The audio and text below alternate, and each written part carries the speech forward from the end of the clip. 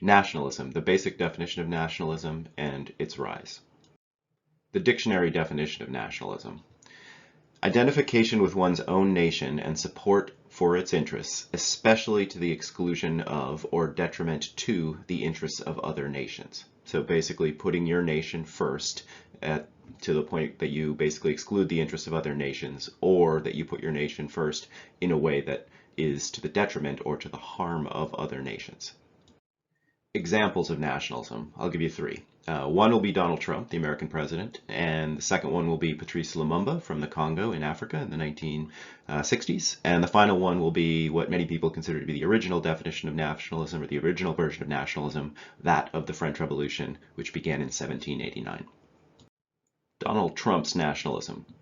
Donald Trump ran for president in 2016 on an openly nationalistic foreign policy and openly nationalistic sense of how America should think of itself. The following is a quote from one of his campaign speeches, which was basically also replicated in his inauguration speech. He said, "My foreign policy will always put the interests of the American people and American security above all else. It has to be first, has to be. That will be the foundation of every single decision that I will make. America." Then there was applause. "America first will be the major and overriding theme of my administration." And so as you can see, he's basically saying exactly what nationalism is, and he often did say that he was an American nationalist. And the idea here is that America will come first. It will put its interest above that of other people. And there's a lot of debate about whether that also meant to the detriment of other people. Donald Trump would have said no. Some of his critics would have said yes. But clearly Donald Trump did see American nationalism as key to the running of the United States of America. Nationalism is usually about countries, but it doesn't actually have to be. Nationalism can also be about larger organizations or specific people within a nation or a specific country. So for instance, in the United States, we've had numerous nationalist movements, most famously black nationalist movements around the Black Panther Party in the 1960s and 1970s. In India at present today, the country is run by a Hindu nationalist party, which is both an Indian nationalist party, putting Indian interests first, but also even within India, specifically putting Hindu interests above those of the other communities of India, most notably Muslim Indians. And so nationalism can be more than just about a single nation. And Patrice Lumumba, who was an African independence leader from the Congo, is a good example of someone who wanted a nationalism that we wouldn't think of as a traditional country-based nationalism. He was a Congolese nationalist. He did want Congo to be free and independent, and that was a nationalist idea. But he also believed in Pan-Africanism, which is the idea that all of Africa should rule itself. And there was a kind of sense of nationalism that sometimes bled into that idea that you could unite an entire African nation kind of along the lines of the United States. Although what that would always mean was very unclear and meant a lot of different things to a lot of different African people. But some of the quotes that kind of fit what he's talking about as a nationalist are as follows. He said, "The only thing we wanted for our country is the right to be worthy to life, is the right to a worthy life, to dignity without pretense, to independence without restrictions. This was never the desire of the Belgian colonists and their Western allies." And this is a letter he wrote to his wife. So the idea here is that the Congolese had to become independent as a nation from the Belgians, because the Belgians were not allowing them to be a nation, and therefore Patrice was, or Mr. Lumumba was attempting to create a Congolese nationalism. He also said, "We know that Africa is neither French nor British nor American nor Russian, that it is African. We know the objects of the West. Yesterday they divided us on the level of tribe, clan, and village. They want to create antagonistic blocks, satellites."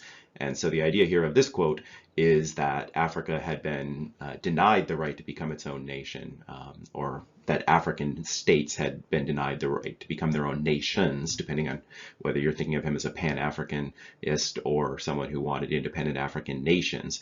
But either way, the idea here is to stop the divisions of the Congo that were keeping it from becoming a functional nation, thus the nationalism of Patrice Lumumba. And then the final quote here is, African unity and solidarity are no longer dreams. They must be expressed in decisions. So that nationalism required action in order to bring unity and solidarity to either the nation of the Congo or Africa in general, depending on how you're thinking of that particular nationalism. In many ways, nationalism is seen as begun with the French Revolution. There were definitely nations before that and peoples who were very patriotic and proud of where they were. But if you think of nationalism in the modern sense of the modern nation state that all the people who I've talked about so far have mentioned, the French are really, during the French Revolution, the people who create the concept of what we would think of as modern nationalism. And that is most clearly expressed in the first important document or first key document of the French Revolution, the Declaration of the Rights of Man. And so that reads, and I've excerpted it very heavily, the representatives of the French people have determined to set forth the natural, unavoidable, and sacred rights of man. This declaration, which all the members of the nation will know, shall remind them continually of their rights and duties. This declaration will make it possible for the demands of the citizens to pressure the government to enforce the Constitution for the good of the people. Therefore, the National Assembly recognizes and proclaims the following rights of man and of the citizen. So they actually use the word nation. They're no longer speaking for a king who rules a people. It is a people who rule themselves in their own interests as a single nation, the nation of France. So they were no longer from various regions under various lords, but they were literally the French people democratically ruling themselves, sovereign, able to control their own selves. And unfortunately, Napoleon and a whole series of wars right after this did often mean that the French revolutionary nationalism ended up becoming French Napoleonic nationalism, and that nationalism was definitely to the detriment of their neighbors because Napoleon took advantage of the rest of Europe, waged war for more than a decade, and did great harm to other countries. On the other hand, French Napoleonic nationalism did unite the French. It allowed them to do all that. And because the French invaded so many places in Europe, the countries that were invaded often had a counter-nationalistic response. So the Austrians started fighting back, not as citizens of the King of Austria, but as Austrians defending themselves against the French. So in a weird way, the French, and particularly Napoleon, began this wave of nationalism that continues up until today. Thank you.